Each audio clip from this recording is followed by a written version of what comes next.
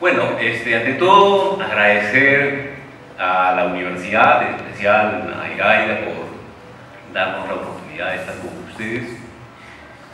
Cuando me habló de la posibilidad de dar una charla, digamos, una oportunidad de compartir algunas ideas con ustedes, yo dije, esta es una señal, una buena señal, porque no hacía mucho que en el Ministerio del Ambiente había ingresado a trabajar una exalumna de la universidad, y no solamente exalumna, sino una exalumna de esa especialidad, desarrollo ambiental. Y, por cierto, una muy buena profesional en estos momentos. Entonces dije, bueno, la universidad me está llamando, ¿no? Entonces dije, hay que estar allí. Pero el reto que me puso era bastante grande, porque la idea era trabajar la educación ambiental en una perspectiva de gestión del riesgo y de cambio climático, cosa que es bien complicado armarla porque tienen sus particularidades, pero al mismo tiempo están tremendamente conectados entre sí, ¿no?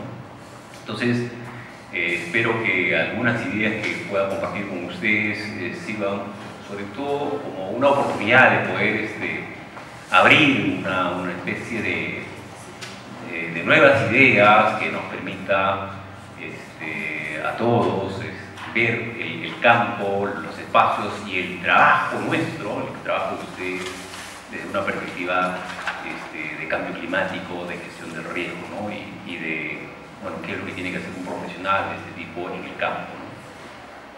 A ver si podemos seguir avanzando, por favor. Bueno, este es el contenido que pienso trabajar. En realidad, esto es para todo un curso, ¿no? Pero vamos a ver rápidamente, a grosso modo. Ustedes me interrumpen en el momento que crean conveniente, alguna parte, ¿no? Primero voy a ver sobre la gestión del riesgo, ¿no? Luego el cambio climático, y luego cómo amarramos esos dos grandes elementos, gestión del riesgo y cambio climático, en el marco de la educación ambiental, ¿no? Entonces, básicamente, esa es la estrategia. Espero que con esa estrategia podamos conversar mejor algunos temas, ¿no? Siguiente, por favor. Gestión del riesgo. Nada más. Comenzaremos con la teoría clásica de la gestión del riesgo, ¿no? Y en general lo que se ve es que cuando uno habla de desastres, luego vamos a ver en qué consiste el desastre, ¿no? Decimos que el desastre no es otra cosa sino una suerte de actualización de un riesgo potencial, ¿no? De una probabilidad de causar daño. Es el daño mismo. El desastre es el daño mismo, ¿no? Provocado por un riesgo que estaba ahí, pero ese riesgo es más o menos dependiendo de cuán grande o qué tipo sea la amenaza y sobre todo cuán vulnerable es un entorno ambiental o una población, digamos, ¿no? Entonces todo eso nos lleva a un desastre, y luego de un desastre lo que hay que hacer es atender ese desastre y regresamos nuevamente al círculo, ¿no? Eso es más o menos el trabajo que se desarrolla en el campo de la gestión del riesgo en general, ¿no? Vamos a ver cada uno de estos elementos, ¿ya? Siguiente. A ver, yo les invito a ver, de repente, algunos de ustedes, ¿alguien es del Cusco? ¿Ahí? ¿Tú? Por ahí cerquita. Ya, por ahí cerca. Bueno, este es Lucre, un distrito que está al sureste de Cusco, y esto es el año 2010. Yo estaba ahí, es una foto mía de una parte alta. ¿Qué ven ustedes ahí? Una inundación. ¿Solo hay una inundación? Viviendas, o había viviendas en algunos casos. ¿Qué más le suscita esta foto? Inundación, viviendas, chacras, habían colegios, había iglesia, mercado, tiendas. Era una ciudad. ¿Qué más?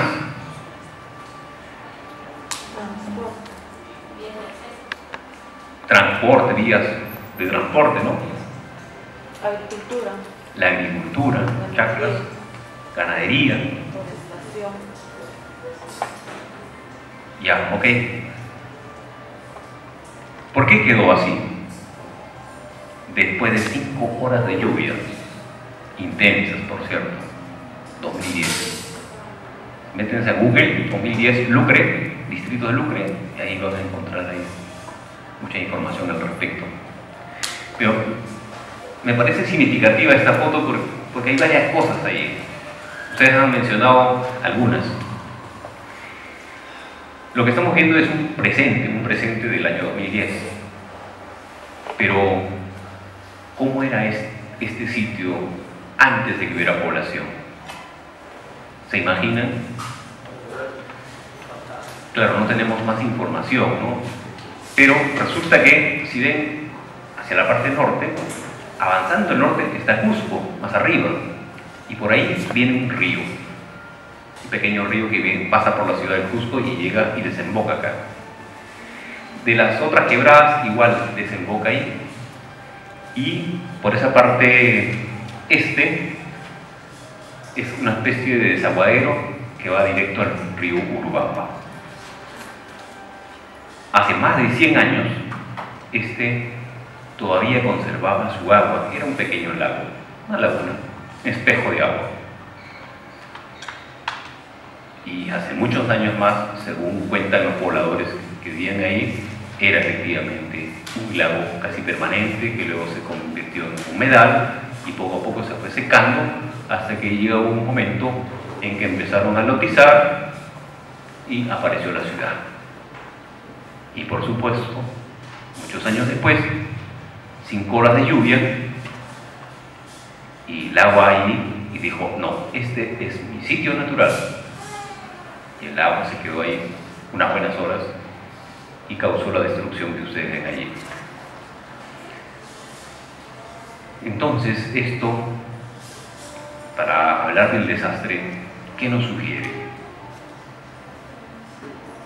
El desastre como daños, ¿no?, para la población, para el entorno ambiental, ¿no?, provocado por un agente externo, en este caso las lluvias intensas,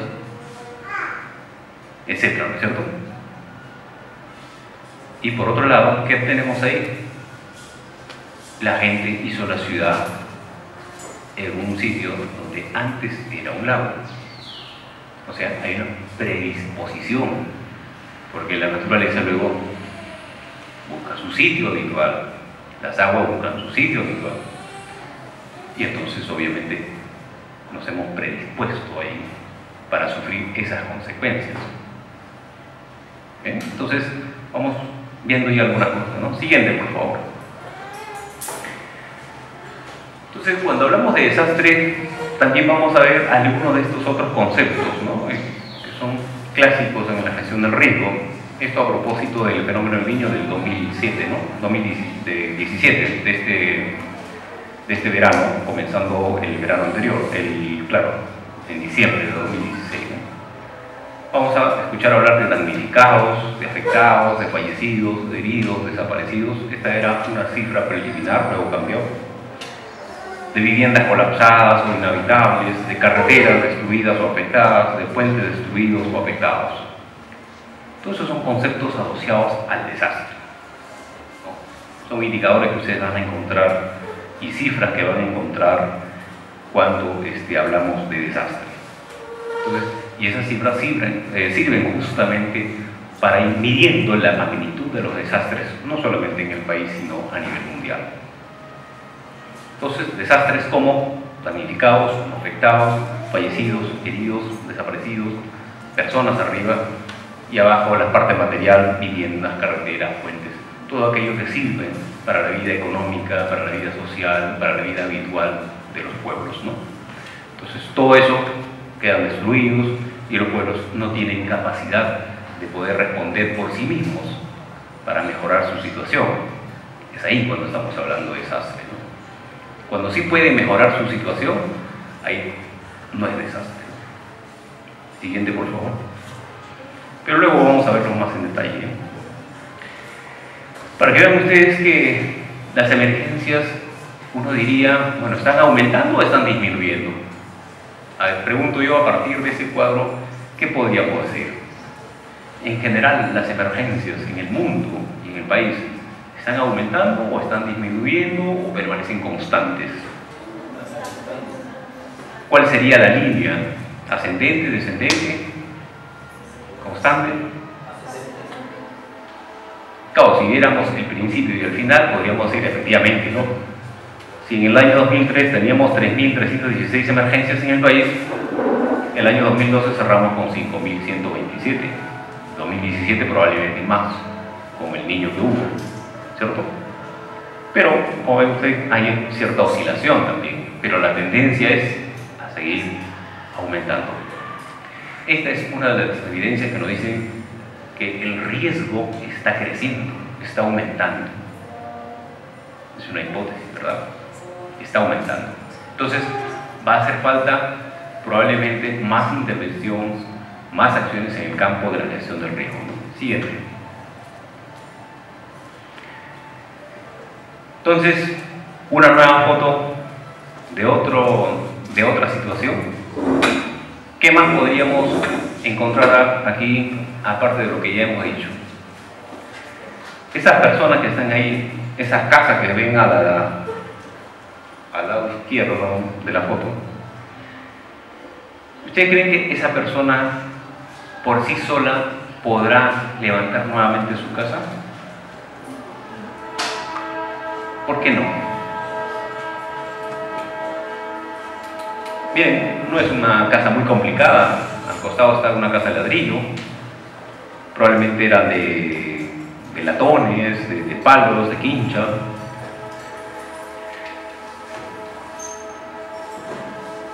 Probablemente, en efecto, por sí mismas esas personas no puedan construir nuevamente su casa, ¿no? Por lo menos no en un tiempo próximo, tendría que pasar algún tiempo.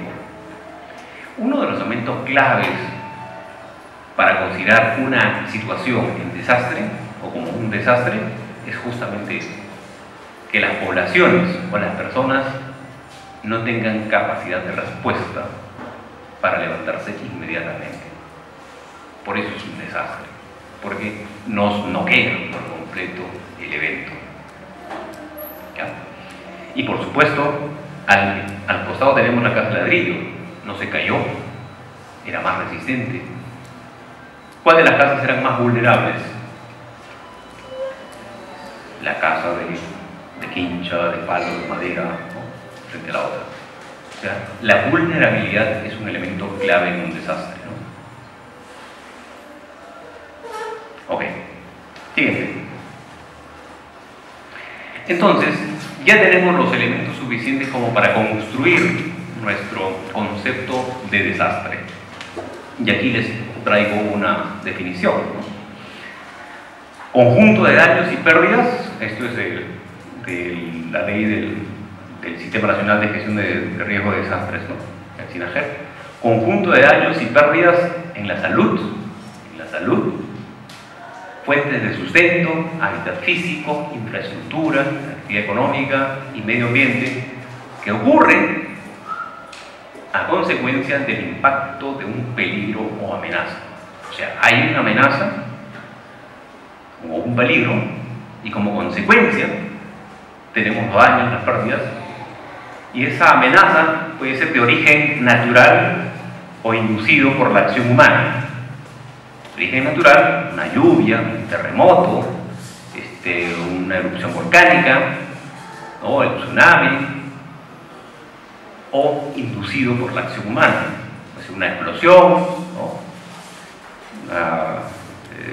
Cuya intensidad genera graves alteraciones en el funcionamiento de las unidades sociales, sobrepasando la capacidad de respuesta local. Esto es lo que decía, sobrepasando la capacidad de respuesta local para atender eficazmente sus consecuencias. ¿Bien?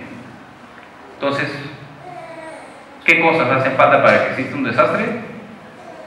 Daños muy severos, una acción externa, luego, ¿qué más? Incapacidad del que sufre el daño para reponerse. Por lo menos vayamos teniendo en cuenta esos tres elementos. ¿Ya? Siguiente. Ahora, hemos hablado de amenaza o peligro, ya es, ¿no?, un elemento externo que se presenta a una situación. ¿Cuáles son las amenazas más grandes que tiene nuestro país? Potencialmente las más destructivas, las más potentes, ¿no? Primero, el Círculo de Fuego del Pacífico. Nuestro país, como saben ustedes, está ubicado dentro de esta zona que es denominada como el Círculo de Fuego del Pacífico. ¿Por qué?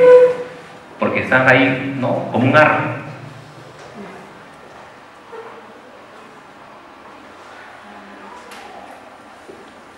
El círculo, placas tectónicas, y están en permanente rozamiento, y obviamente hay actividad volcánica por esos lados, y hay movimientos sísmicos, pues, ¿no? No solamente leves, moderados, sino sismos fuertes, ¿no?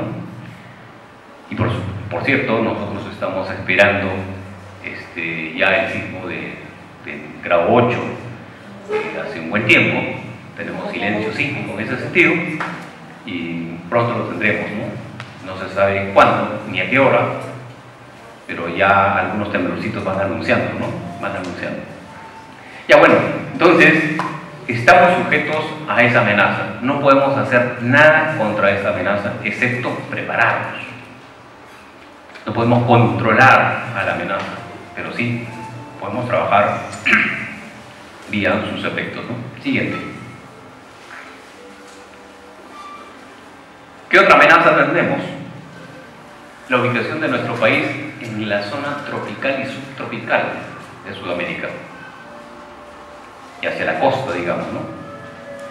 Entonces esto nos predispone, por ejemplo, para que el niño, por ejemplo, cada cierto tiempo, 7 a 10 años, venga y arrase con una buena parte de nuestra agricultura, de nuestra infraestructura, de los centros poblados, y se lleve también una buena cantidad de damnificados, ¿no? El niño o la niña, digamos, ¿no? Entonces, es otra amenaza permanente. Sabemos más o menos cuándo va a venir, pero no en qué momento llega y con qué intensidad. El niño costero de 2017, por ejemplo, no estaba previsto. No, a pesar de todos los adelantos tecnológicos que tenemos, sin embargo, no se pudo prever su presentación en este verano, ¿no? Ok, siguiente. Otra amenaza que tenemos, la cordillera de los Andes, ¿no? Como saben ustedes, las cordilleras están en permanente crecimiento. Cada 100 años más o menos crece unos 60 centímetros y está en permanente actividad como producto del choque de las dos placas, la de Nazca y la continental sudamericana, y entonces hay una elevación constante ahí. Y dependiendo dónde nos ubiquemos en esos pisos altitudinales, nuestra predisposición va a ser más o menos, ¿no? Por ejemplo, si estamos en la parte alta, estaremos sujetos a las avalanchas, y así sucesivamente hasta abajo, o por el otro lado, si estamos muy abajo, estaremos sujetos a las inundaciones, por ejemplo, ¿no? Entonces la cordillera de los Andes por sí mismo ya constituye un elemento a tener en cuenta, ¿no? Siguiente. Lo otro, probablemente el más severo, el más dañino, el más preocupante, el calentamiento global vinculado con el cambio climático, ¿no? Ya ustedes saben cómo se produce el calentamiento global. Entonces, este calentamiento global no es otra cosa sino la elevación de la temperatura media de todo el globo terráqueo, hace que la atmósfera, ¿no? El globo terráqueo hace que los climas empiecen a variar y se junten con ese otro fenómeno que se conoce como variabilidad climática, que es más de origen, es el que más preocupa por el potencial que tiene de destrucción, ¿no? Entonces, tenemos ahí ya, ¿cuál? La ubicación de nuestro país en el Círculo de Fuego, la cordillera de los Andes, el calentamiento global y cambio climático. Tres, sí, muy fuertes. Hay más, ¿no? Pero vayamos viendo. Siguiente.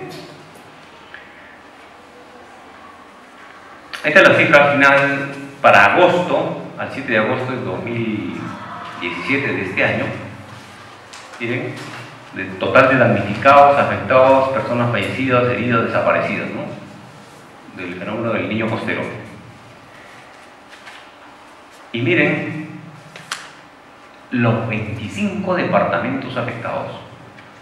No solamente Tumbes, Piura, La Libertad, Ancash, sino todo el país sufrió la consecuencia del niño costero. La parte norte quizá por las lluvias, pero como hay lluvias por allí, ya no hay nubes más allá, entonces sequía, heladas, entonces los climas se van alterando en ese sentido, ¿no? Entonces, para que vean, este fenómeno en realidad repercutió en todo el país. Por supuesto que en algunos departamentos de la costa norte, mucho más que en la parte sur o en la parte oriental, ¿no?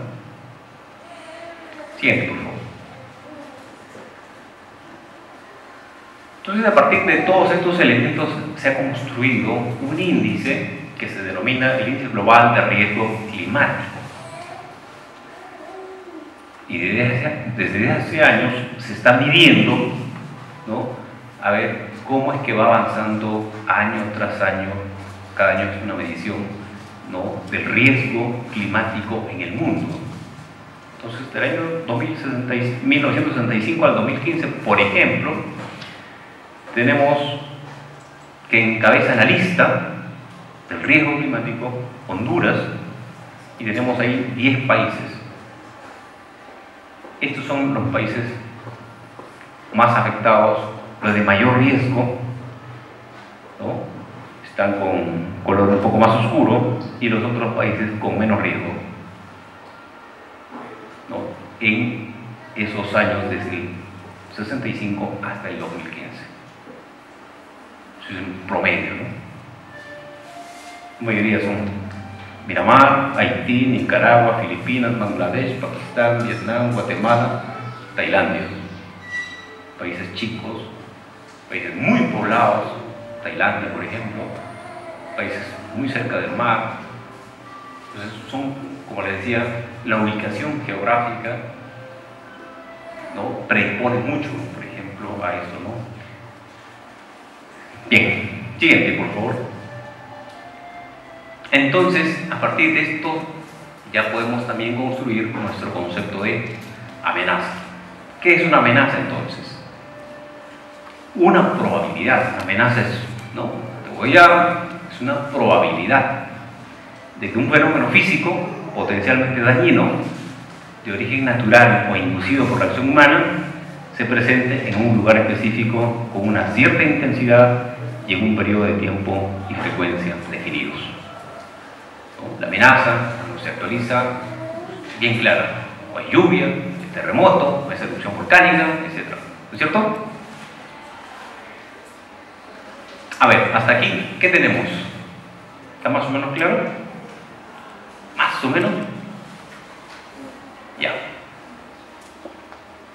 Entonces tenemos los dos grandes elementos, ¿no? La amenaza, el desastre. Estamos en otro elemento, siguiente. La vulnerabilidad. A ver, ¿qué les suscita estas fotos? Tenemos 4 fotos acá. ¿Qué podemos decir de esas 4 fotos?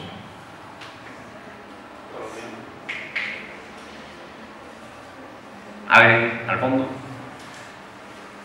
¿qué te suscita alguna de esas fotos, por ejemplo? Sí.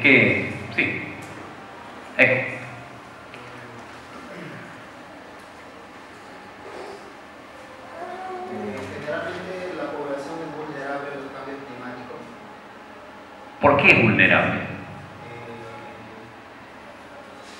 ¿Qué hace que sea vulnerable? Pobreza. La pobreza. ¿Cuál foto le suscita la pobreza?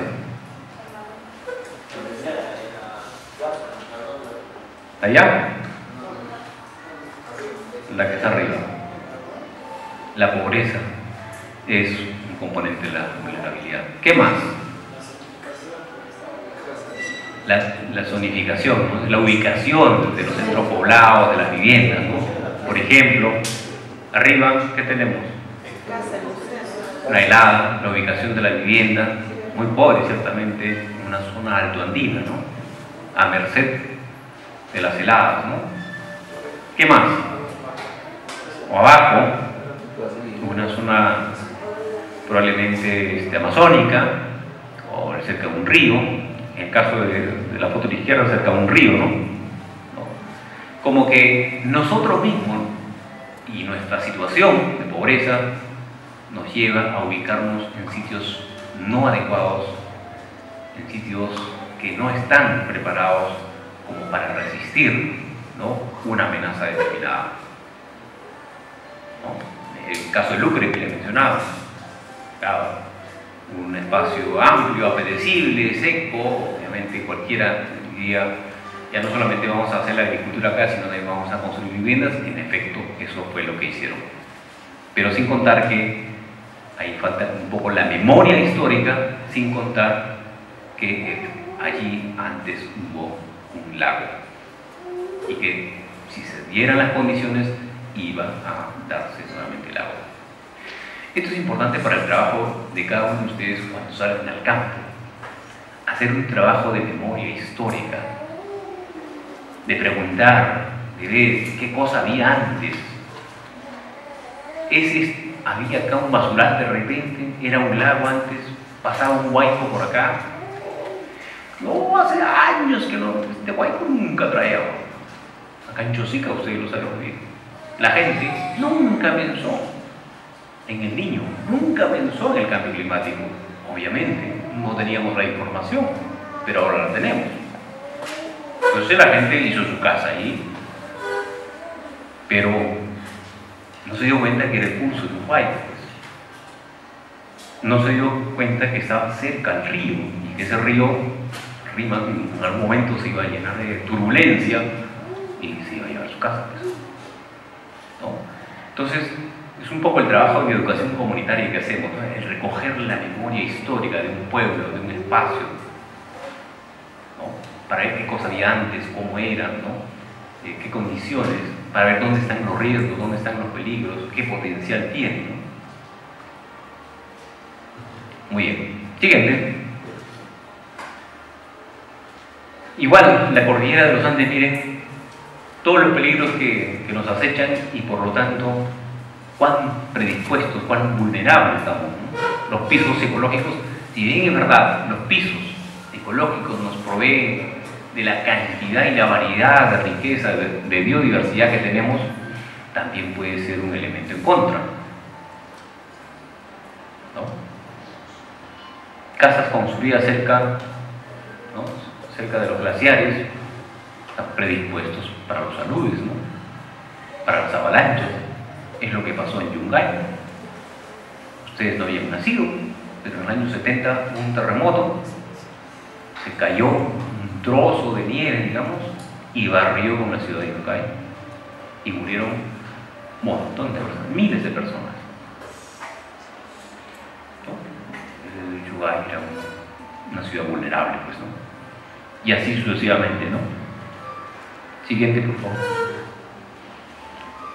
Igual, para una inundación, la otra parte, hacia la parte amazónica, ¿no? Y esto también, ¿por qué? Y aquí hay otra vulnerabilidad. ¿Cuántos millones de habitantes somos ahorita? ¿Cuánto? Más de 30 millones, ok. Vamos a ver si este censo nos da una cifra más exacta, ¿no? Más de 30 millones, ok. ¿Dónde está la mayor parte de la gente? ¿Dónde vive? En la costa. Y no solamente eso. Ahora, ¿dónde hay más cantidad de agua? En la selva. ¿Dónde tendría que estar viviendo la gente? En la selva. Pero miren, en la selva, ¿cuánta gente vive? Apenas el 13% de la población. ¿Dónde hay menos cantidad de agua? En la costa. En donde vive más del 50% de la población vive en la costa. Y la tendencia es a seguir creciendo. Entonces, hay una suerte de irracionalidad en nuestros patrones de asentamiento, en nuestro sistema de distribución poblacional. La mayor parte de la gente vive en la costa, que es una zona desértica. Y si estamos hablando que el cambio climático va a haber escasez de agua, imagínense ustedes lo que nos espera de aquí a algunos años en la costa. Nos vamos a pelear entre pueblos por el agua, tal como nos peleamos por el petróleo. ¿Okay? Todo esto es importante a la hora de hacer educación comunitaria, por ejemplo, ¿no? Ir enseñando a la gente, miren, hay mayor cantidad de gente en tales sitios, en tales espacios.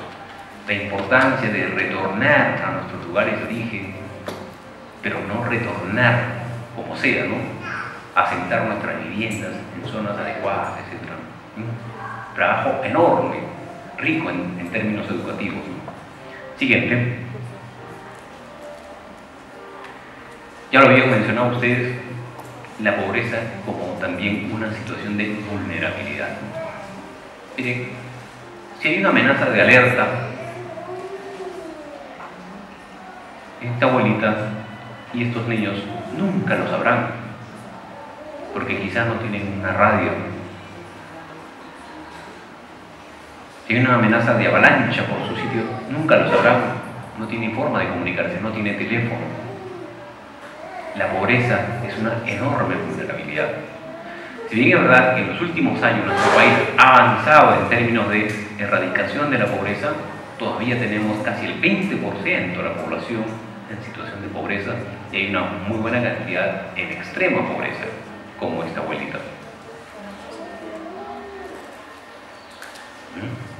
Entonces ahí también en términos educativos hay todo un reto para trabajar, ¿no? ¿Cómo trabajar con este tipo de personas?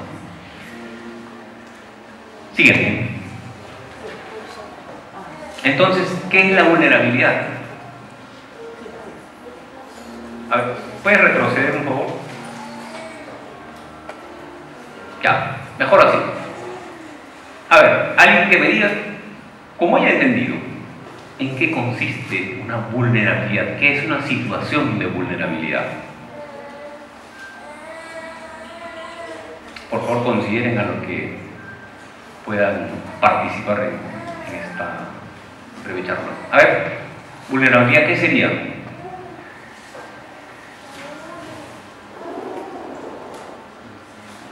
¿Nadie? No puede ser. Vamos a la catuta, por favor. ¿Qué sería una situación de vulnerabilidad? O el problema son los elementos, la hay. Que por ejemplo una persona o una vivienda esté ubicada en un lugar donde va a pasar un desastre, está vulnerable. Claro, es vulnerable cuando está en una situación donde no debería, ¿no? Ya. ¿Qué más? Entonces, es una suerte de predisposición, ¿no? Una suerte de susceptibilidad, es susceptible de ser atacada, de ser, no sé, pues violentada, de ser dañada por un factor externo que es una amenaza, ¿no? Eso es vulnerabilidad. Siguiente. Entonces tenemos, es la susceptibilidad de la población, la estructura física, también puede ser la estructura física, ¿no? Un puente o una chacra, ¿no? O actividades socioeconómicas de sufrir daños por acción de una amenaza. Eso es vulnerabilidad. ¿Qué se puede hacer contra digamos, un huaico? ¿Podemos detener el huaico? No. ¿Qué es lo que podemos hacer en términos educativos? Informar a la población. Preparar a la población. Darle conocimientos, ciertamente. ¿Qué más? informarnos, ¿ya? Darle conocimientos. Miren, este es un huaico, por aquí va a pasar, hace años pasaba por aquí, ahorita no hay agua, pero puede haber agua. Organizarla para decir, bueno, si es que hay una avalancha, un huaico, usted tiene que ir para acá y usted para allá y se tiene que ubicar ahí, ¿no? Hacer señaléticas, rutas de evacuación, ¿no? Alguien que tiene que dar la voz de alerta. A ver, ¿quién va a llevar a los niños? ¿Quién va a llevar a los ancianos? ¿Quién va a llevar las cosas? Es organizarse. Conocimientos, organización, ¿qué más? ¿Qué más podemos hacer?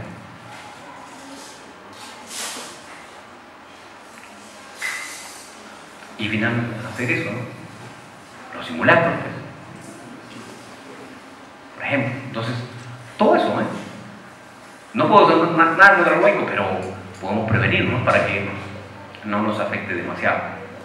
¿Okay? Siguiente. Entonces, ¿qué es la gestión del riesgo de desastres? Proceso social cuyo fin último es la prevención.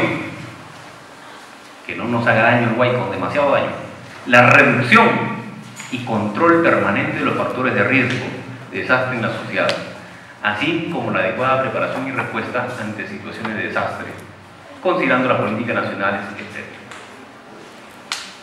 ¿No? Es preparar a la población para hacer frente, primero para prevenir, ¿no?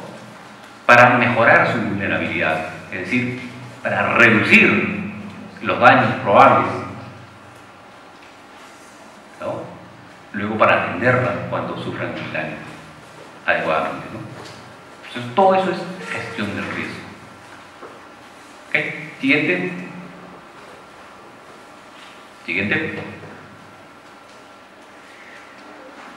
Hay tres maneras de encarar el riesgo, ¿no?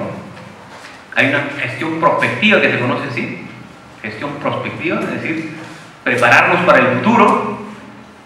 Una gestión correctiva, ¿no? Hacer unas correcciones ahí en lo que ya hemos desarrollado.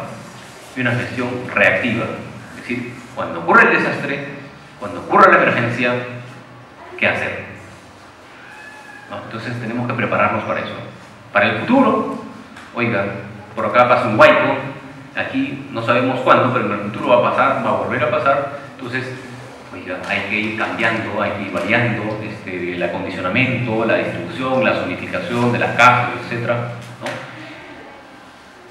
Y si es que hubiese el daño, bueno, ¿a dónde hay que ir? ¿Dónde hay que atenderlo, no? A ver, hay suficientes médicos cercanos, hay centros de salud, puestos sanitarios, organizar a la ciudad. Y eso es un trabajo educativo fuertemente retador, ¿no? Las municipalidades estarían muy dispuestos a trabajar con jóvenes que quieran trabajar en esa parte y hay fondos para eso, ¿no? Siguiente.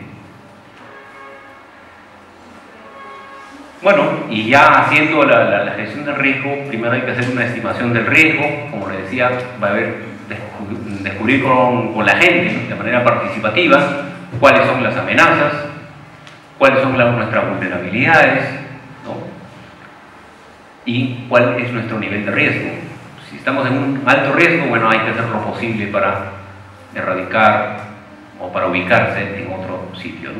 Prevención y reducción del riesgo, preparación, respuesta y rehabilitación, reconstrucción. Todo ese es el trabajo en gestión de riesgo, ¿no? Hay harta chamba aquí, harta tarea, mucho que preparar a la gente, mucho que educar a la gente en términos de charlas de conocimiento, pero también de preparación, ¿no? Y hacer simulaciones con ellos, simulacros. Es un trabajo permanente porque estas cosas no se acaban, pues. ¿Ok? Siguiente. Entonces, ya cerrando esta parte, ¿qué tenemos? En espacios donde antes eran basurales o cercanos al río, etc. La pobreza, por falta de información, por falta de condiciones, ¿no? Se le cae una casa a un pobre, levantar esa casa le va a costar muchísimo, ¿no? Legislación, hay leyes muy amplias, numerosas, a veces contradictorias entre sí, y eso es un problema también. Organización y liderazgo, alguien tiene que liderar los procesos, ¿no? Alguien tiene que organizarse. Y por supuesto, educación. Entonces, ¿cómo es la dinámica? Cuando aumenta la vulnerabilidad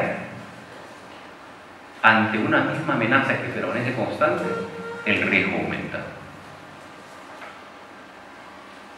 Cuanto más vulnerables somos, más riesgo tenemos, pues, ante una misma amenaza. Cuanto más pobreza, más gente viviendo en sitios inapropiados, carencia de organización, falta de liderazgo, obviamente más predispuestos estamos.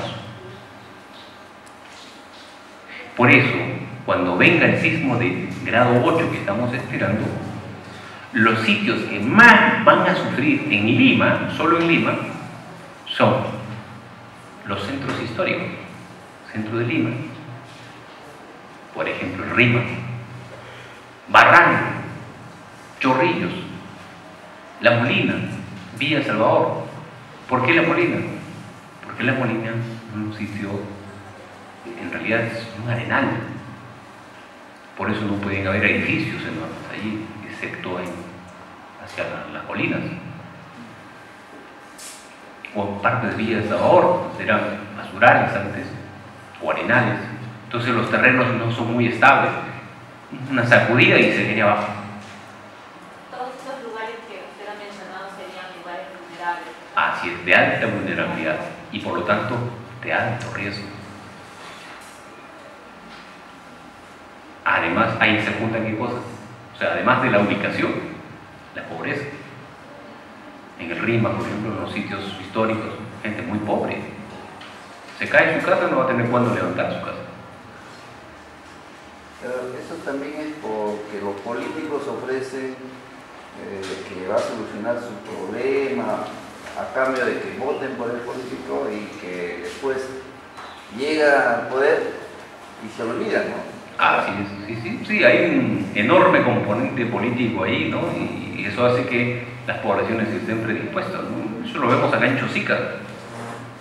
Muchos de estos espacios se poblaron justamente a consecuencia de una campaña política, ¿no? Y muchos en Pachacútec, por ejemplo, en Lima. Bueno, entonces, cuanto más aumenta la vulnerabilidad ante una misma amenaza, mayor riesgo. Entonces, ¿dónde debemos trabajar en términos educativos? ¿En la amenaza? ¿En la vulnerabilidad? ¿En el desastre? ¿A dónde se les ocurre a ustedes trabajar? ¿Qué tienen que hacer con la vulnerabilidad? ¿Aumentar la vulnerabilidad o disminuirla? Disminuirla, exacto. Y eso implica que las cosas hacen todo ese trabajo. Hay cosas que no lo van a cambiar, que no dependen de los aspectos educativos, en la pobreza, ¿no? Es como una condición dada, pero serían los prioritarios en términos de atención. Ya. Entonces, a partir de eso, nuestra hipótesis, pues, hay un aumento del nivel de la amenaza o peligro. Lo hemos visto con la gráfica del número de emergencias. ¿De acuerdo? El número de emergencias está aumentando. Existe una mayor tendencia a la vulnerabilidad. Hemos visto en la gráfica la cantidad de daños que hay, por ejemplo, lo que ha generado este fenómeno del Niño Costero. Por lo tanto, como consecuencia, hay un incremento del nivel de riesgo de desastres. Y como lo da la causa, hemos visto que hay un aumento de la magnitud de los desastres. Cada vez una misma cantidad de presencia de amenaza nos genera más pérdidas, más daño. ¿Por qué? Porque somos más vulnerables. Entonces, la vulnerabilidad es el punto de tensión. Hay que reducir la vulnerabilidad. Esa es nuestra champita como educadores, ¿no? Entre otras cosas, por supuesto. Bien. ¿Está claro hasta ahí? Entonces, con esto cerramos todo lo que es gestión de riesgo. ¿Alguna pregunta aquí?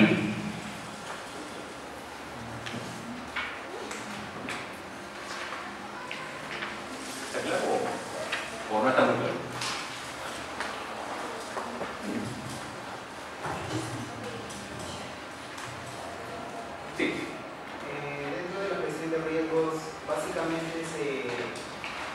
mesuran los posibles...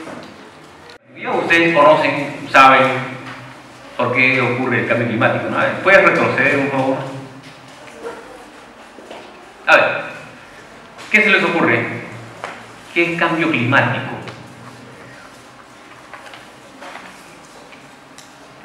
¿O cuáles son sus componentes, sus elementos básicos? ¿O qué han escuchado hablar de cambio climático?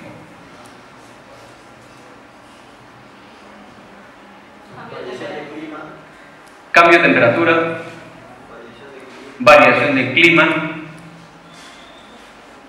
¿Qué más?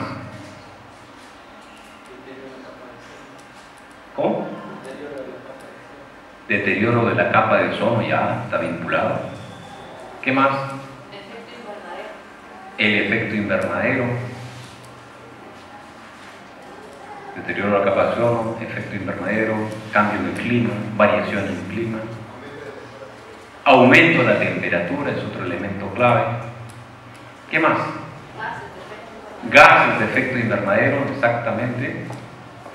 Son los que van y deterioran la capa de ozono. Cambio de los cambios en las estaciones. Las estaciones ya no son tan específicas, ¿no? Primavera, verano, otoño, invierno ya no están así, ¿no? Está casi todo mezclado, ¿no? La contaminación puede ser. La contaminación también tiene que ver, la contaminación del aire, ¿no? ¿Ya? Tenemos, creo que, todos los elementos más o menos para tener una idea de lo que es un cambio climático. A ver, siguiente.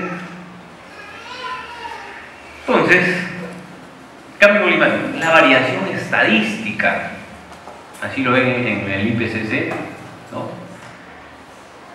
La variación estadística del estado medio del clima, atribuido directa o indirectamente a la actividad humana que altera la composición de la atmósfera mundial observada durante periodos de tiempo comparables. Variación estadística. Se tienen sensores, ¿no? Aparatos de medición de la temperatura en el mar, en el continente, en todas partes, y se saca un promedio mundial global de la temperatura. Y lo que se ha observado es que en los últimos, por lo menos, 100 años, esa temperatura se está elevando, la Tierra se está calentando. ¿Ah? Eso es una evidencia científica. Se suma a la variabilidad climática, por ejemplo, lo que vemos con el fenómeno del Niño, ¿no? Atribuida a causas naturales, por ejemplo, el ciclo solar, la disposición de los continentes, las corrientes marinas, la composición de la atmósfera, eso que naturalmente existe. Siempre está variando el clima también. Bueno, el Niño, ¿cada qué tiempo se presenta? 7 a 10 años en promedio. Entonces, dependiendo de las corrientes marinas, los vientos, etc., cada 7 a 10 años se presenta ese fenómeno. Ahí nada tiene que ver la capa de ozono ni nada, sino simplemente son elementos cuando concurren varios elementos naturales, ocurre el fenómeno. ¿Okay? Pero el cambio climático no. El cambio climático en realidad depende del calentamiento global, ¿no? La variación de los climas en el mundo atribuido al calentamiento global. Y ese calentamiento global depende de ¿qué? Del efecto invernadero. Y el efecto invernadero, que es un calentamiento del globo terráqueo, depende de ¿qué? De estos gases, ¿no? Que van minando la capa de ozono por un lado, y por otro lado no dejan la refractación de la luz, del calor, por lo tanto queda en la Tierra y se calienta. ¿Y como consecuencia de qué? Esos gases de efecto invernadero, ¿quiénes los producen? Carros, parque automotor, la basura, la quema de la basura, ¿no? El metano, los gases, ¿no? Los aparatos que utilizamos, los desodorantes, las refrigeradoras, etc., ¿no? Es decir, miren abajo, todo esto es natural, no es natural, ¿verdad?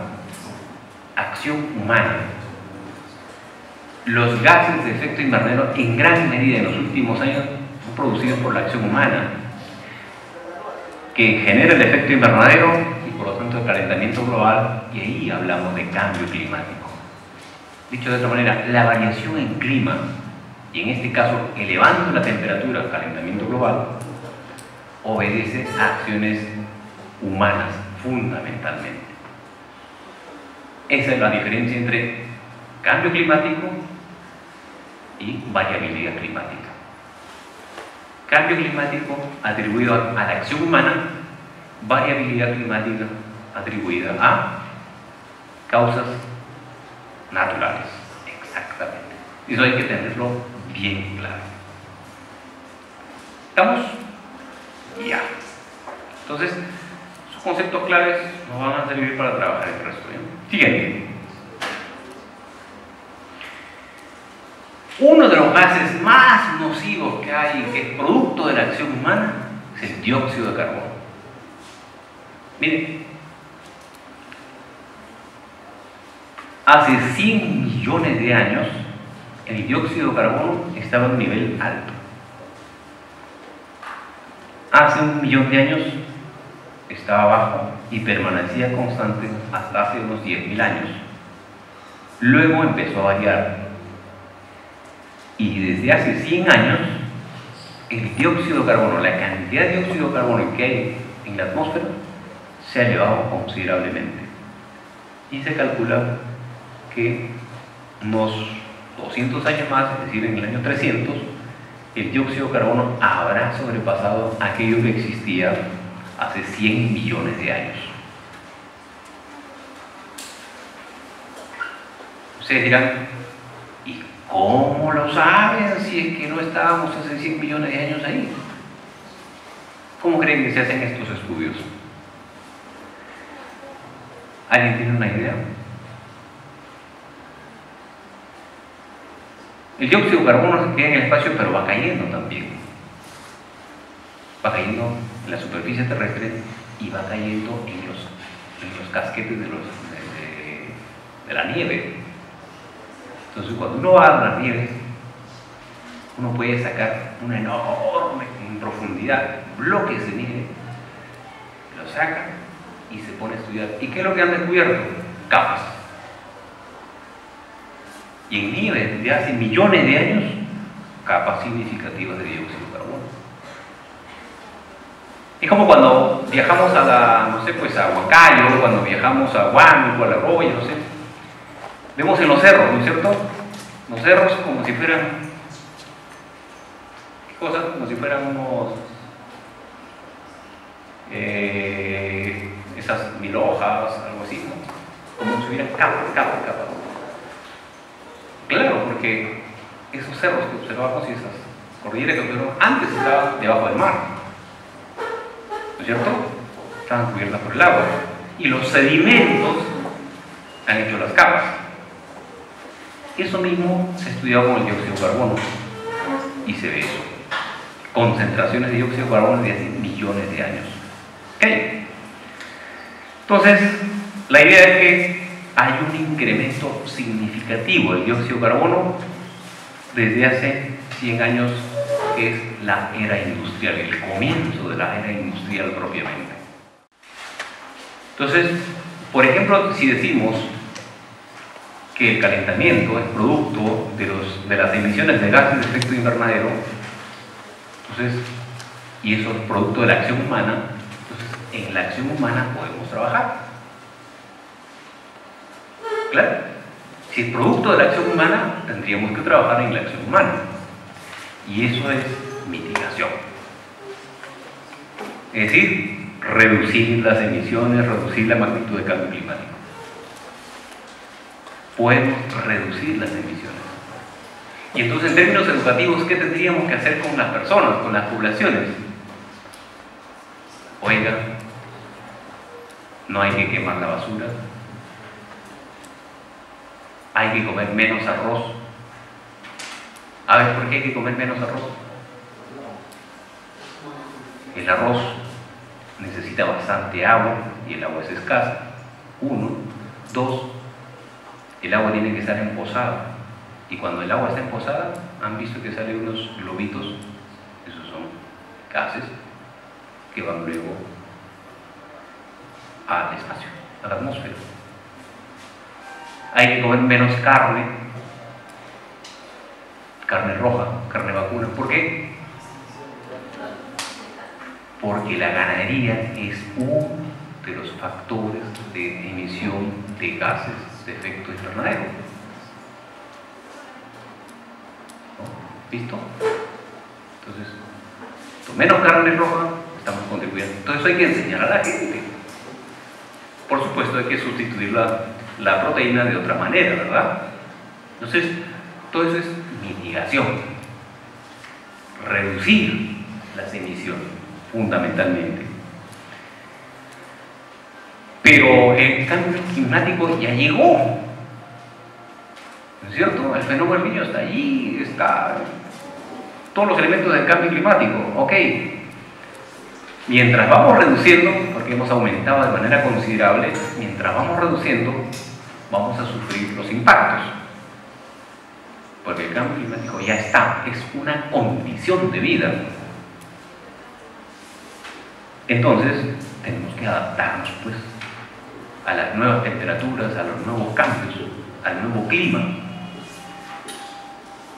Podemos reducir esto, pero también podemos adaptarnos. Entonces, la adaptación, ¿qué cosa es? Lo que decía antes, hay que reducir la vulnerabilidad, para empezar. Por ejemplo, ahora hay directivas en las escuelas que dicen, no, hay una mayor radiación. ¿Qué tienen que hacer?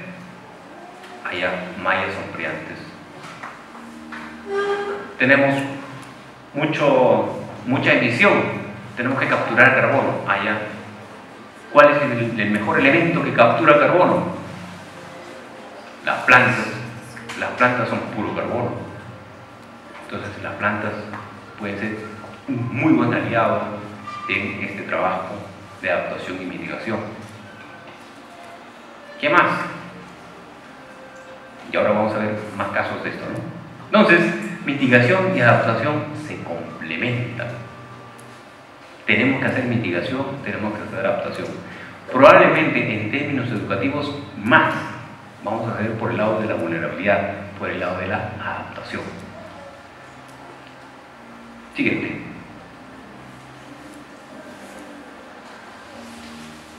Ahora la vulnerabilidad en términos de cambio climático depende de qué. Hay algunas vistas que no están en su capítulo, los he aumentado a última hora, así que, pero van a tener el USB. La exposición, la sensibilidad y la capacidad adaptativa. Una población cuanto más capacidad adaptativa tenga, obviamente va a ser menos vulnerable a los efectos del cambio climático, así como era menos vulnerable al riesgo de las amenazas, ¿no? que hay. A ver, siguiente. El riesgo climático depende de la exposición, la amenaza, la vulnerabilidad, ¿no? Si mejoramos el término de la vulnerabilidad, vamos a reducir el riesgo climático, ¿no? Siguiente.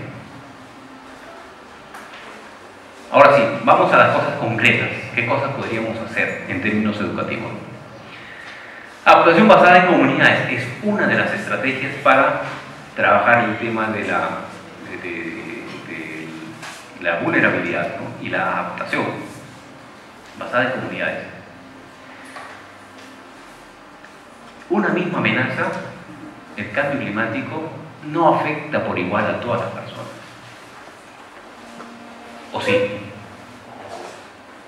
¿Afecta por igual a todas las personas?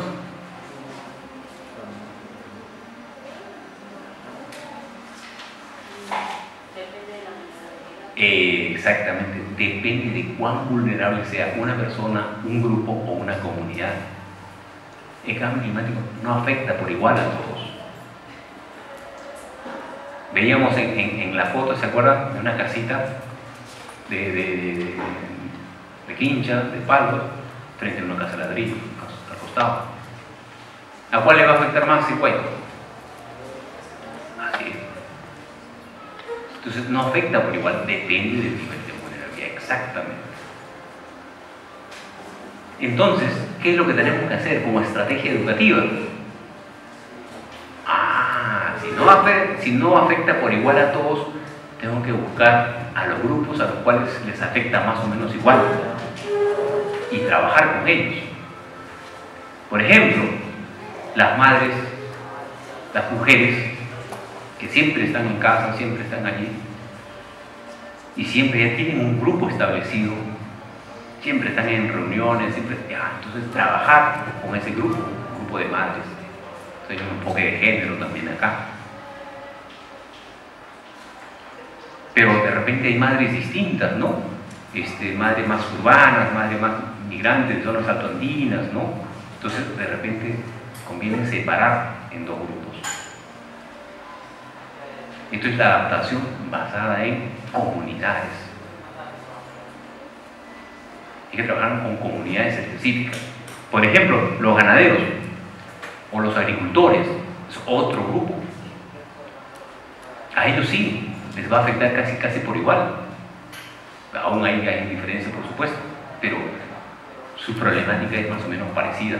Entonces es más fácil trabajar con esos grupos. Hay mucho trabajo educativo que hacer. Con jóvenes es otro grupo, pues es otro mundo. Con niños, de igual manera. Hay que trabajar con grupos porque esos grupos conocen mejor que nosotros cuáles son sus problemas, cuáles son las señales de alerta, por dónde están los sitios más seguros, de repente conocen más. Y trabajar con ellos y compartir conocimientos, dialogar. Tenemos que ir a un encuentro de saberes, de puntos de vista, de opiniones. Y eso también tiene un enfoque intercultural. Si van a trabajar con una comunidad amazónica y ustedes son no amazónicos, pues tienen que integrarse. O con comunidades altoandinas de igual manera. Y lo que saben ustedes tienen que hacer un diálogo con lo que saben las personas de esos espacios, ¿no? Entonces, adaptación basada en comunidades es una de las estrategias. ¿Ok? Siguiente. Adaptación basada en ecosistemas, que es lo que más conocen ustedes, lo que más saben, ¿no? Es usar el ecosistema para hacer frente a los efectos del cambio climático. Es potenciar el ecosistema, ¿no? Para minimizar, reducir los efectos, para reducir la vulnerabilidad de estos ecosistemas. Por ejemplo, la parte de la fotografía de allá, ¿no? Es una faldería, ¿no? Va a haber lluvias intensas, ¿no? Mucha agua corriendo, probablemente van a haber deslizamientos. Entonces, una manera de fortalecer esos espacios es haciendo sembrados de plantas de esos ecosistemas. Y dicho sea de paso, también son plantas que luego les van a permitir capturar un poco de agua, siembra de agua, para luego cosechar el agua. ¿Okay? O, por ejemplo, hacer una suerte de asociación de cultivos, porque con esto del cambio climático, el incremento de la temperatura va a traer nuevos vectores, y entonces la asociación de cultivos les puede ayudar a combatir estos vectores. O, por ejemplo, Valle Mantaro, ¿no? Es zona de muchas heladas. Necesitamos, pues, plantas que combatan también, que nos ayuden a mitigar en algo las heladas, ¿no? Bueno, acá, haciendo surcos, por ejemplo, para capturar agua. En fin, esto es en el ecosistema, ¿no? Usando el ecosistema, nuevas especies de repente, pero del espacio, haciéndolas protagonistas de de estas estrategias para hacer frente a los efectos del cambio climático, proveernos de más agua, más vegetación, más arborización, captura de carbono, plantas asociadas, ¿no?, para combatir los vectores, ¿no?, siembra de agua, etc., ¿no? Y en fin, estos son algunos ejemplos, ¿no? Ustedes ya probablemente conocen mucho más de esto por la especialidad que tienen, ¿no? Bueno, y ahí están las personas, las comunidades también, pues, ¿no? No solamente es el entorno físico, ¿no? Ya es una segunda estrategia. Una tercera estrategia, siguiente: adaptación basada en tecnologías.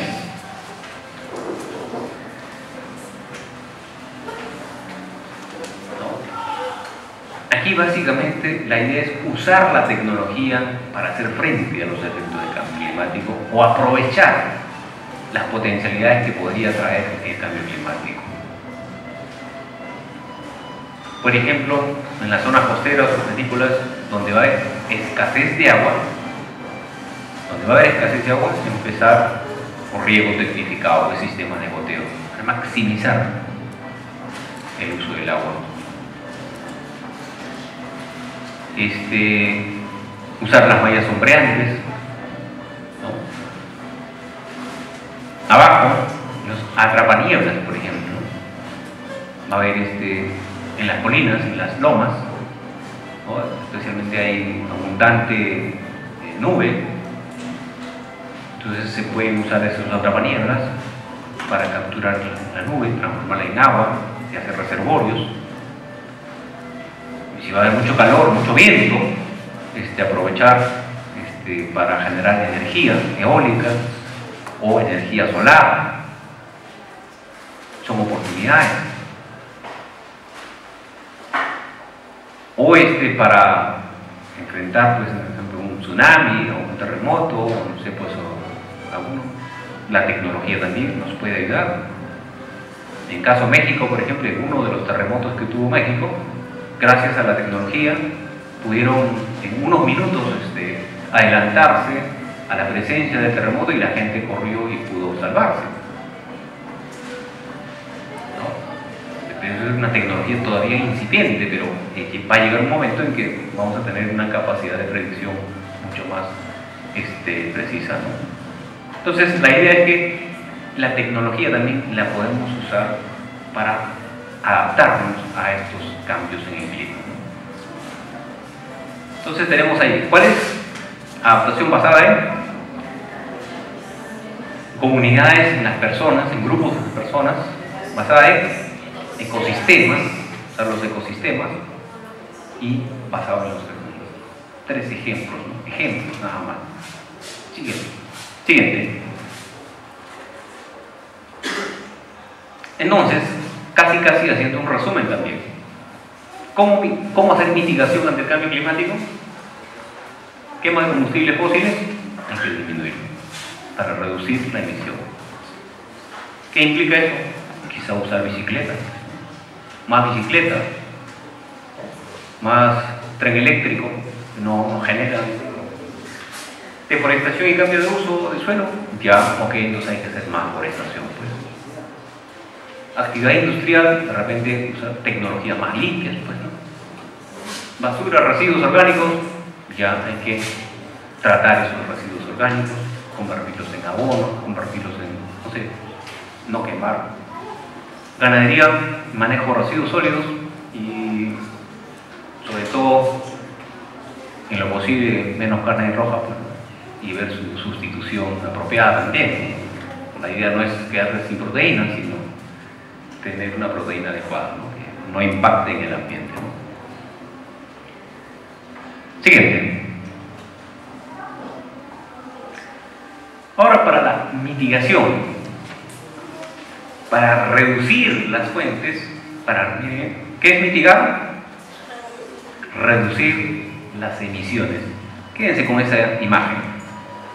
¿Cuándo hago mitigación? Cuando reduzco las emisiones, que son las que están afectando la capa de ozono, que a su vez el efecto invernadero, calentamiento global, cambio climático.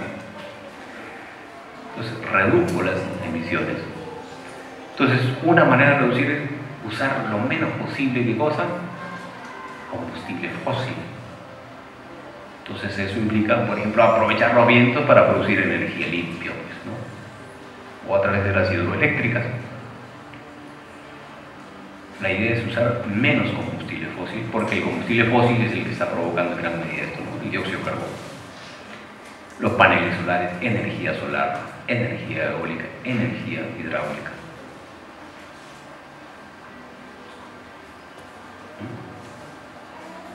Respecto de la energía. Siguiente. El transporte, uno de los causantes es exactamente, entonces, ¿qué vamos a hacer? Usar pues transporte limpio, en lo más posible. Tren eléctrico, bicicletas. A ver, ¿cuántos tienen bicicleta? Que la usen, ¿ah? 1, 2, 3, no puede ser, 4. Sea mal logrado. Hay que usar bicicleta. A ver, ¿cuántos corren habitualmente 2 o 3 veces a la semana? ¿Cuántos corren? Una. Alrededor de la cama. No, nos falta más ejercicio físico. Entonces, bicicleta.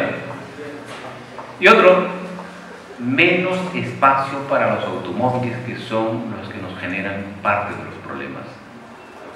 San Isidro, un distrito que ustedes conocen, ya empezó con la campaña contra viento y marea, contra la oposición de muchos vecinos. Una calle que era solo para autos, viene ahora, le ha dejado un espacito para un auto, pequeño espacio, pero una buena parte con vegetación, donde la gente puede conversar, puede pasar un rato, porque la ciudad es para la gente, no es para los carros. Es el concepto de ciudad sostenible, ¿no? Es lo que deberíamos desarrollar.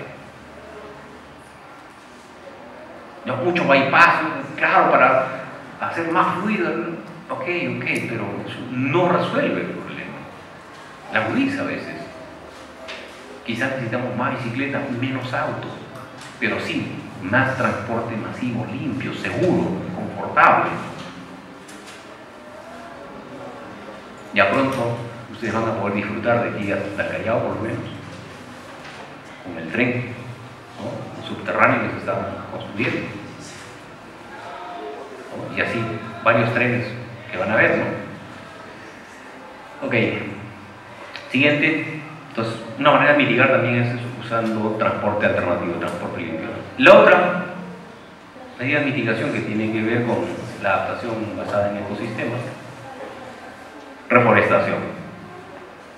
Cuanto más árboles sembremos, más vamos a capturar carbono, vamos a estar mejorando el ambiente en esos sellos. Y no solamente vamos a capturar carbono que sea, sino el aire que respiramos también abajo.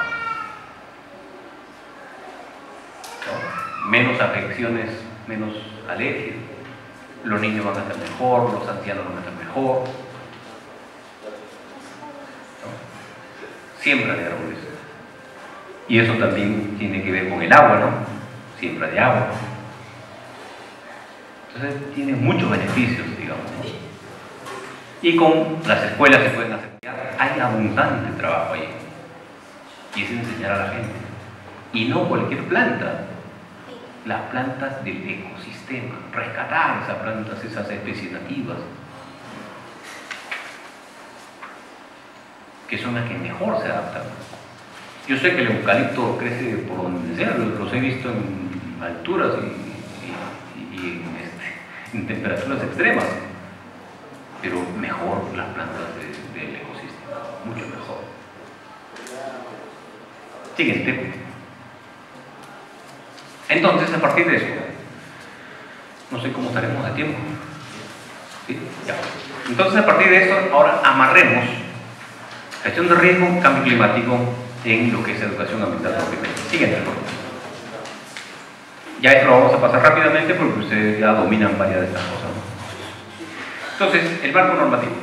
Entonces lo primero que vamos a tener en cuenta es que para hacer educación ambiental donde estemos, en las comunidades, en las mineras, en las municipalidades, para hacer educación ambiental tenemos dos instrumentos de política: la Política Nacional de Educación Ambiental y el Plan Nacional de Educación Ambiental hasta el 2022, 2017-2022.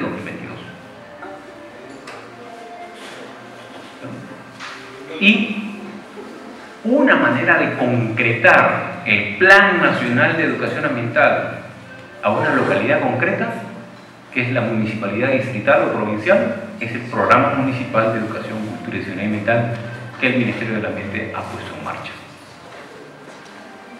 El Plan Nacional de Educación Ambiental, como vamos a ver en el siguiente, siguiente por favor, ¿no? Tiene 3 ejes, 4 objetivos estratégicos.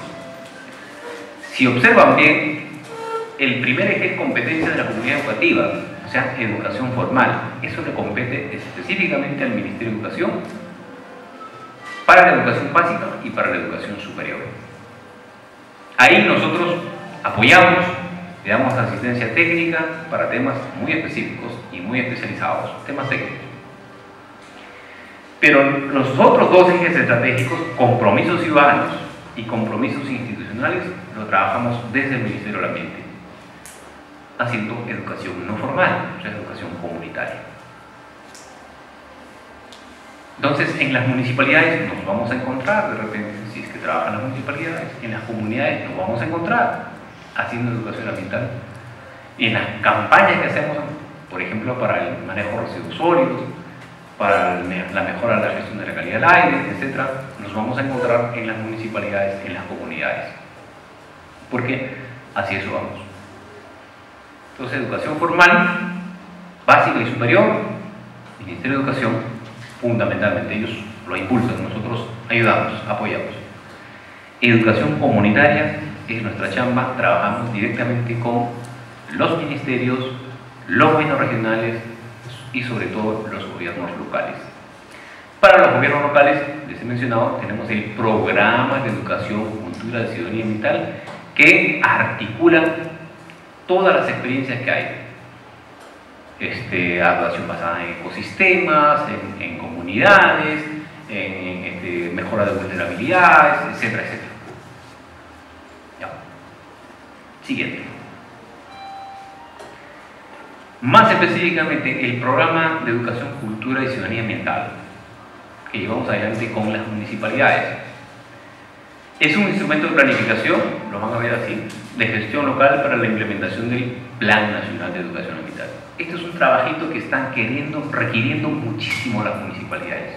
Pues es una muy buena fuente de empleo. ¿Cómo hacer un programa de educación, cultura y ciudadanía ambiental? Hasta el momento le estamos dando asistencia técnica, pero son más de 1000 municipalidades. Y somos 5 personas. No podemos dar capacitación a tanto. Entonces, este año estamos cerrando con una cantidad, ahora les voy a mencionar. Pero si ustedes nos pueden ayudar en las comunidades, en los sitios haciendo educación comunitaria, basada en ecosistemas si es posible, mejor. Ahí vamos a trabajar. Es multitemático, efectivamente, el programa coge varios temas y los articula: residuos sólidos, cambio climático, biodiversidad, arborización, calidad del aire, etc. Manejo del agua, siembra de agua, cosecha, dependiendo de qué cosas priorizan las municipalidades y cuáles son sus problemas ambientales más significativos. Ahí los vamos a amarrar, ahí los vamos a articular. Ellos, ese programita, lo aprueban con una resolución de alcaldía, o una ordenanza, o una resolución gerencial. Y eso nos sirve para darle luego asistencia técnica. ¿Es unificador? Efectivamente, por eso. En estos momentos las municipalidades tienen programas muy dispersos. Por ejemplo, las bibliotecas están a cargo de una gerencia. Y nosotros decimos, desde las bibliotecas podemos hacer educación ambiental. Por ejemplo, hay una meta, todas las municipalidades tienen recursos del MEF, del Ministerio de Economía y Finanzas, de acuerdo con metas específicas que deben cumplir. Por ejemplo, la meta 6 dice en cada biblioteca municipal implemente una sección infantil para los niños de 3 a 5 años.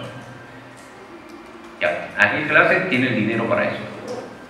Y muchas municipalidades lo están haciendo.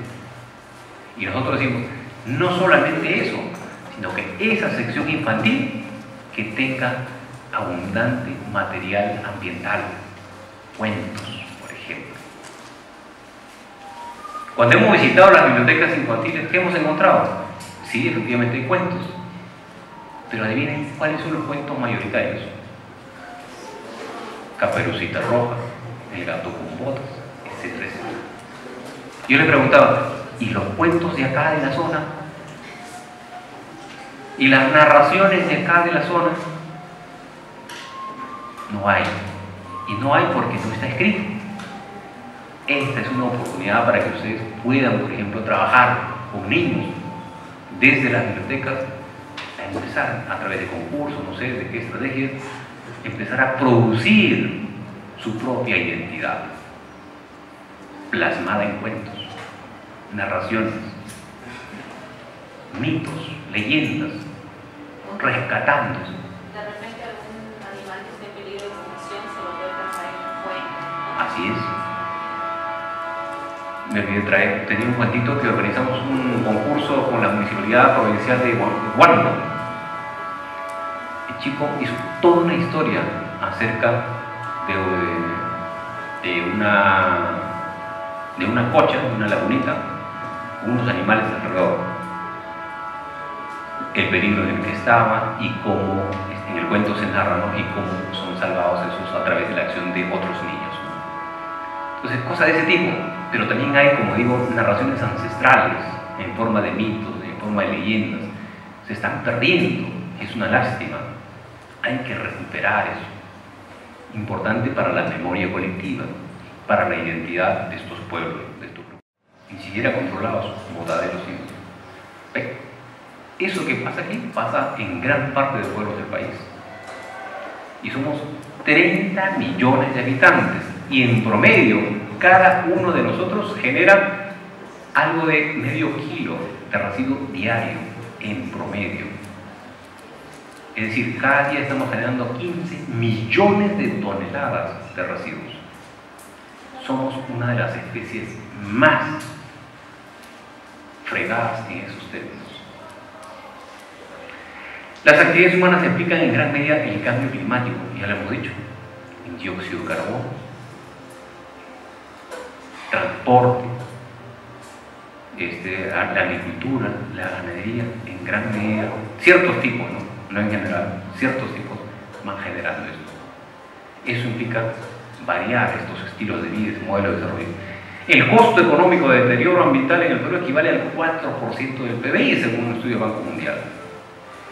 Es decir, si creciéramos a 5%, 4% va en pago de los costos de la degradación ambiental. Solo estaríamos creciendo en el 1%. Ya, el problema ambiental es un problema ambiental muy serio, muy fuerte, tremendamente retador para los aspectos educativos. Siguiente, por favor. Siguiente. Entonces, si terminara en esto, estaría bien, pero hay algo más, pues. Ya lo hemos mencionado. Este deterioro del entorno afecta nuestra calidad de vida. Miren, 6.000 personas mueren anualmente en Lima solo por exposición a material particulado. El aire no es bueno, especialmente en la zona este o en la norte. Comas, expuestas a la contaminación por metal pesado. Una de las formas de contaminación. Los conflictos socioambientales representan más del 60% de los conflictos que hay en el país. Ya lo ambiental es un tema candente en estos momentos. Miles de soles se gastan anualmente en tratamiento de enfermedades transmitidas por la mala calidad del agua. Millones de ruidos. Siguiente. Entonces, aterrizando, necesitamos cambiar nuestros estilos de vida, nuestros modelos de desarrollo. Urgente. Para empezar, aprender a respetar y proteger toda forma de vida. Esto va a chocar con varias de nuestras prácticas habituales, varias de nuestras costumbres, pelea de gallos, corrida de toros, por ejemplo. ¿Ya? Tener en cuenta los impactos y costos ambientales de nuestra actividad. Hay que hacer una actividad más responsable. La actividad que hagamos, siempre pensando en el impacto ambiental que pueda tener. Practicar la producción y consumo responsable, eso es. Producción y consumo responsable. Por ejemplo, usar, en caso del consumo, usar más bolsas de tela cada vez que vamos a comprar, menos plástico, rechazar el plástico. Por ejemplo, rechazar los sobreempaques. Uno tiene que comprar en los supermercados, ¿no? Y le dan bolsa para cada cosa. En realidad, tenía una canasta o una bolsa grande y vamos echando ahí. Y punto. No va a pasar nada. Tener en cuenta el bienestar de las demás personas. Y pues hay que hacer ese trabajito. Cuesta, pero hay que tener en cuenta el bienestar de las otras personas. Y preocuparnos por las futuras generaciones. Pues. Eso es, pensando en la futura. Vamos cerrando el siguiente. Entonces, en términos de educación ambiental para la gestión de riesgo y cambio climático, ¿qué tenemos? Y ustedes lo han mencionado. Hay que hacer un cambio en los conocimientos, en los valores, en las actitudes, en las prácticas de las personas. 4 puntos básicos en la educación. Por ejemplo, enseñar que el desastre es producto de una amenaza más una vulnerabilidad y que nos lleva a un nivel de riesgo. Y que lo importante es disminuir el riesgo. Y para disminuir el riesgo tenemos que reducir nuestras vulnerabilidades. Esto es el riesgo. Medidas para reducir la vulnerabilidad, ya hemos mencionado algunas. Medidas para la adaptación al cambio climático, hemos mencionado. Medidas para mitigación, hemos mencionado. ¿Qué valores? Solidaridad sobre todo. Una de las cosas de las que se han sentido tremendamente sorprendidas gentes de otros países, de otras partes, el fenómeno del niño costero este año, es la solidaridad. Todo el mundo dio algo, todo el mundo participó, todo el mundo quiso ayudar. Nuestro gran problema quizá haya sido la organización y el liderazgo, no había un liderazgo claro, pero tenemos la solidaridad y hay que seguir afianzando eso. El respeto, no el respeto, sino el respeto por las demás personas, por la cultura, por los modos de ser. En esos momentos críticos ahí donde aparecen las distintas formas, las distintas sensibilidades, la tolerancia, ¿no? Podemos convivir acá con ideas distintas, pero son ideas, pues, ¿no? Son posiciones, pero lo importante es mantener la unidad del grupo, ¿no? Actitudes, movilizaciones, por ejemplo, para reducir la vulnerabilidad. Las actitudes son las predisposiciones a favor o en contra de algo. Va a haber una marcha, por ejemplo, dentro de poco, ¿no? Ni una menos. Una oportunidad para que ustedes efectivamente puedan manifestar su punto de vista, ¿no? Y prácticas específicas, ¿no? Para reducir el riesgo, ya hemos hecho simulacros, la mochila de emergencia. A ver, ¿cuántos tienen su mochila de emergencia?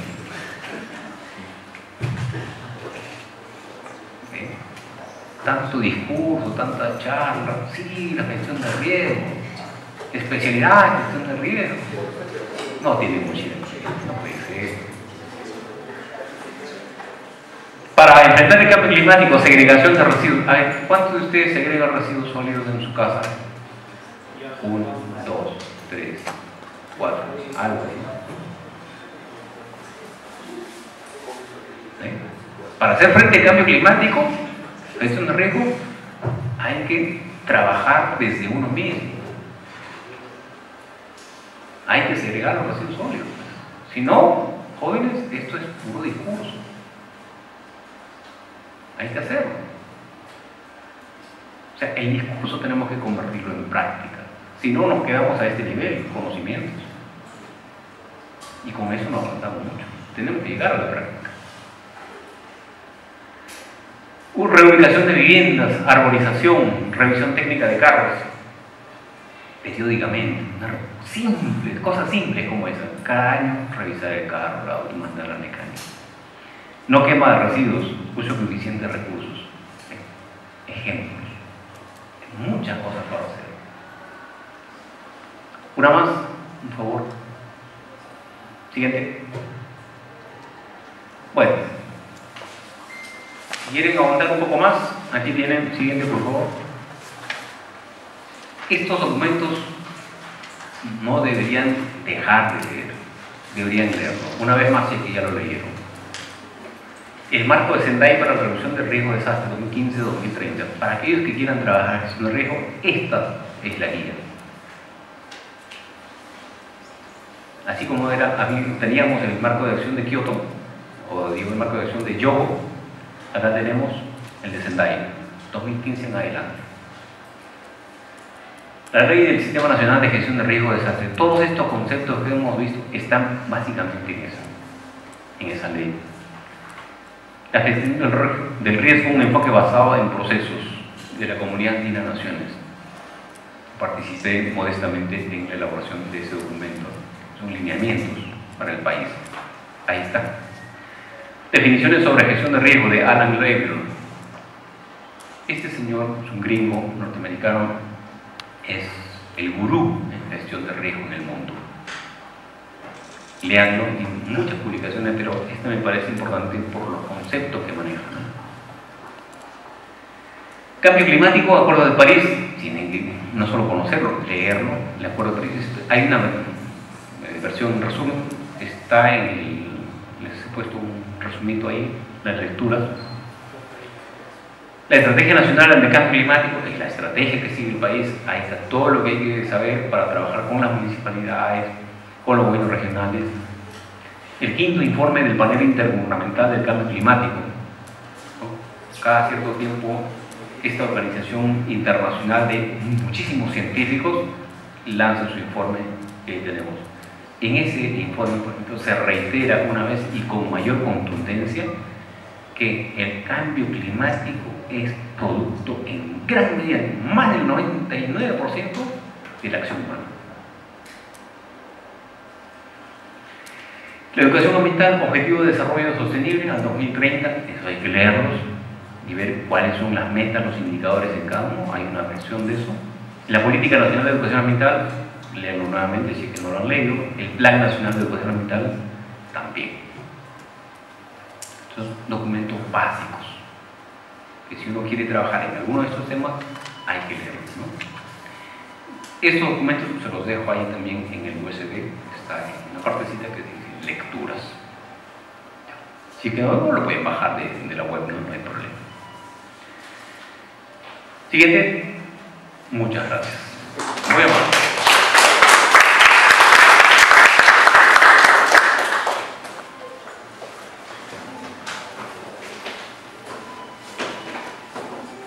Bien, muchas gracias al magíster Raúl Jaime Marcos Leandro, especialista en educación ambiental y actual funcionario del Ministerio del Ambiente.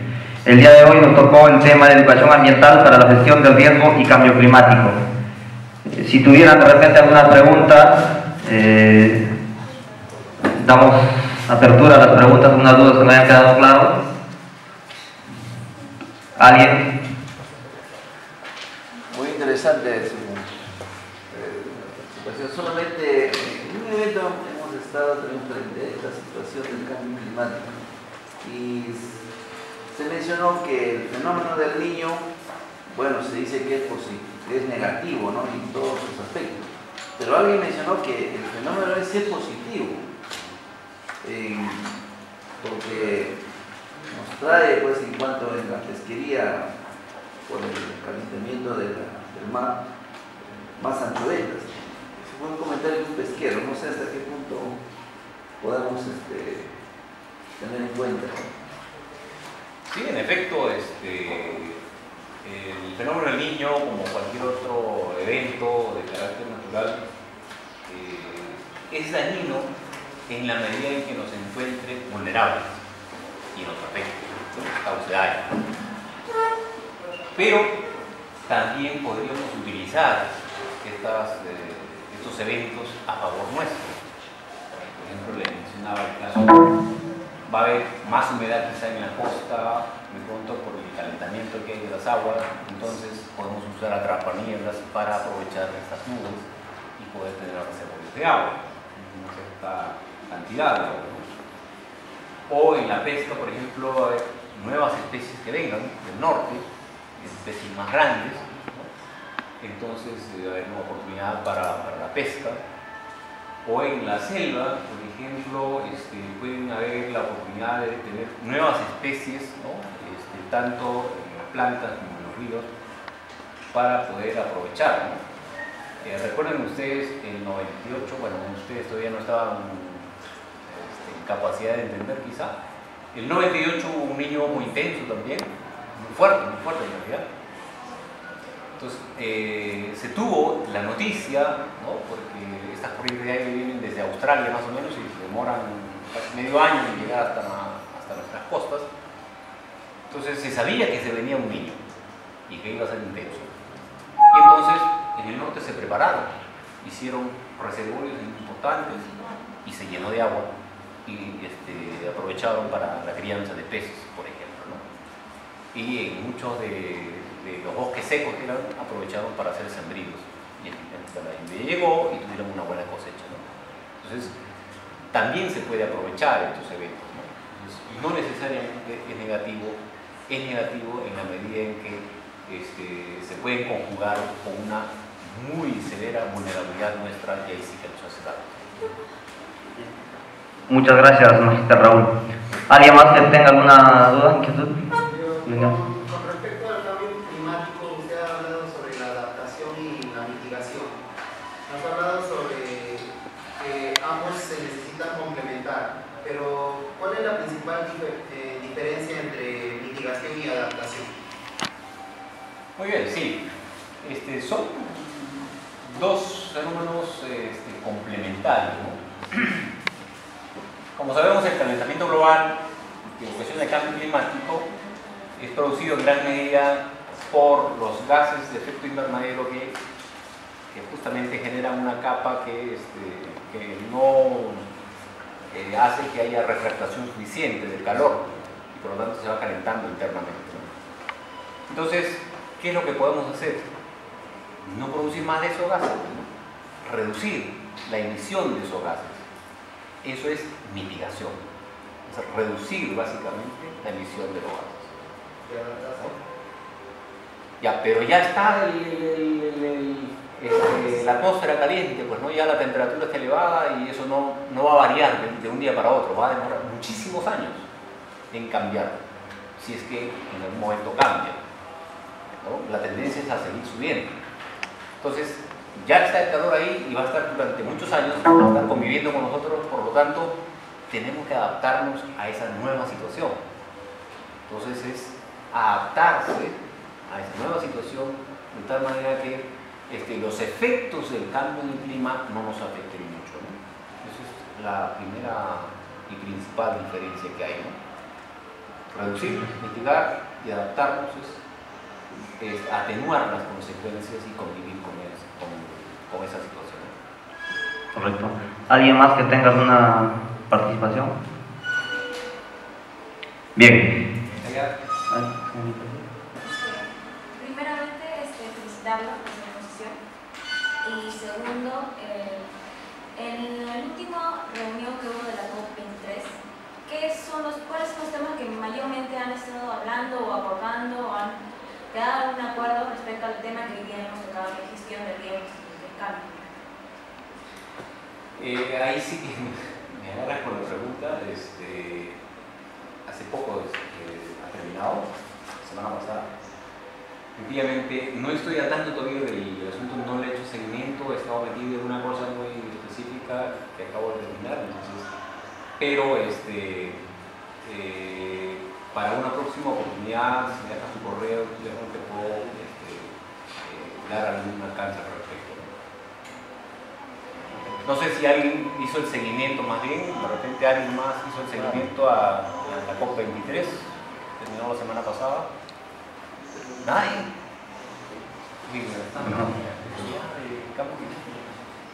A ver. Bueno, en todo caso que quede como una tarea. Una tarea. ¿Alguien más de repente que tenga alguna participación?